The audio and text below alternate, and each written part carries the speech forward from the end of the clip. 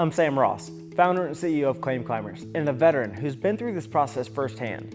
In this episode, we're diving into one of the most critical stages of the VA disability claim process, the dreaded review and development phase, the one that everyone is always watching and has a million questions about. This is the part that trips up a lot of veterans.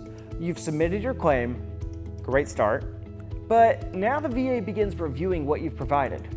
And they might reach out asking for more evidence, maybe talk to a new doctor, or reach out to clarify something before they make a decision. That moment, it can feel frustrating, but it doesn't have to be. Today, I'm going to show you why the VA asks for more, how to respond with confidence, and how to use this phase to make your claim stronger, not stalled.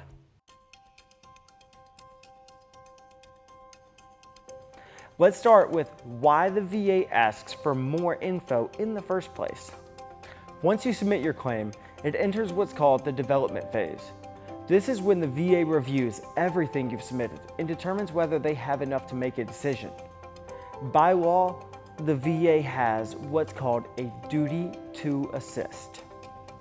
That means they are responsible for helping you gather evidence that supports your claim, especially if you're not working with a representative. The VA hires their employees to make sure to help you get the benefits you deserve. This includes things like pulling your VA medical records, requesting outside treatment records if you've authorized them, scheduling a compensation and pension exam, or sending you a formal notice if they see anything missing in your file. That formal notice is usually called a VCAA letter. It's not a denial, it's just the VA's way of saying, hey, we're still missing something before we can make a decision. You typically have 30 days to respond. Even if you miss that deadline, the VA can still accept evidence. But the longer you wait, the more likely your claim gets delayed. So, what usually triggers a request for more evidence? There are 4 common reasons. First, missing medical records. You might have mentioned a diagnosis in your statement, but if you didn't include treatment notes, the VA won't be able to verify it. Second, an unclear nexus. This is especially common with secondary claims. If the link between your primary service-connected condition and a new condition isn't spelled out, the VA needs a medical opinion to bridge that gap. That's where we come in. Remember, Claim Climbers will provide you the best nexus letters you can get. Third, not enough service records. This comes up a lot in PTSD or MST claims, where there's no official report or entry in your service records. The VA will often ask for additional documentation or supporting statements. Fourth, claims for increased ratings without updated evidence. If you're asking for a higher rating, but you haven't submitted any treatment records and they haven't issued a CMP exam, the VA isn't necessarily going to be able to help yet. That's where a nexus letter can help. Now, here's a mindset shift I want you to make. When the VA asks for more, do not panic. They are telling you exactly what they need to move forward. This is not a roadblock. This is a roadmap. This is also the best time to consider submitting an independent medical opinion, or IMO. An IMO is a letter written by a licensed medical provider who offers their expert opinion on your condition and how it connects to your military service. That is all we specialize in with your claims. It's one of the most powerful tools you can use during this stage. An IMO is especially valuable when your CMP exam didn't truly reflect the full picture. You're filing a secondary claim and you need to be able to explain that link to them in layman's terms. Or you've been denied in the past for lack of evidence or no nexus between conditions. A proper IMO should include the provider's full credentials, a clear diagnosis, language that matches the VA standards, such as at least as likely as not, and peer-reviewed medical rationale that connects your condition to your service or other rated conditions. It should also reference your treatment history, relevant case law to back up the opinion. At Claim Climbers, remember, we help veterans get IMOs that actually meet the VA's criteria, not just a doctor's note that gets overlooked. So, how do you submit new evidence once you have it?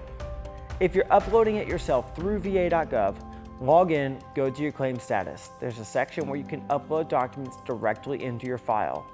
And just like we went over in the last video, remember, stick to accepted formats like PDFs or JPEGs.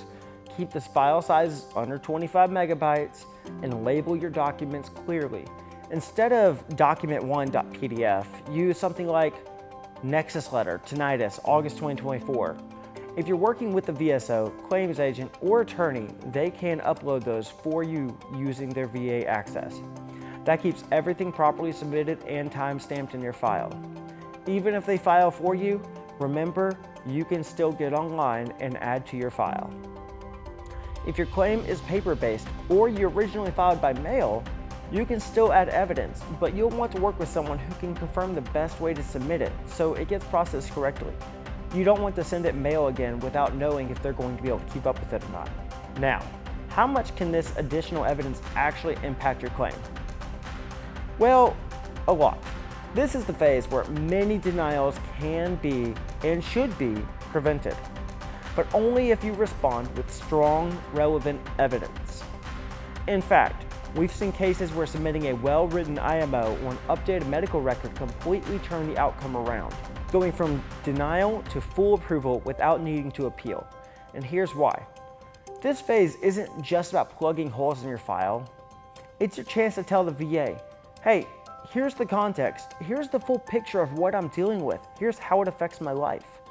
And here's the expert medical backing to prove it. This isn't fluff. This is when denials get reversed before they happen. This is the part that can help you get closer to earning what you deserve. Let's wrap this up with a clear takeaway. After you file your VA claim, it enters development phase. That's when the VA looks at what's missing and your job is to respond quickly and effectively. Use this time to submit updated treatment records, add any missing documentation, or send in an IMO that strengthens your claim. Doing this the right way helps prevent unnecessary delays, cuts down on appeals, and gives the VA exactly what they need to make a favorable decision. In the next episode, we'll talk about what happens when the VA doesn't meet their own responsibilities and what to do if they don't schedule your exam. What if they lose records or fail to assist the way they're supposed to? Thanks for watching, and as always, thank you for your service. We'll see you in episode 10.